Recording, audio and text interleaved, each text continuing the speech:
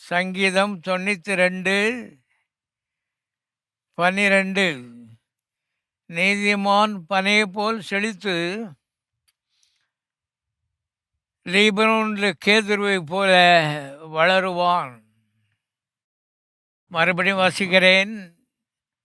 நீதிமான் பனையைப் போல் செழித்து லீபனோனில் கேதுருவைப் போல் வளருவான்.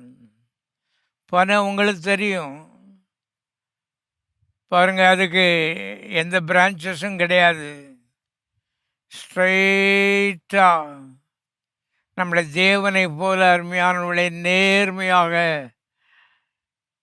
உயர உயர எழும்பி போகிறது. எல்லா மரத்தை காட்டும் உயர்ந்து விடுகிறது.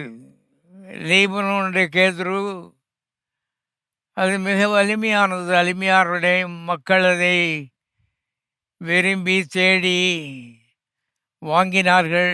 நெடுநாள் ஜீவித்தது.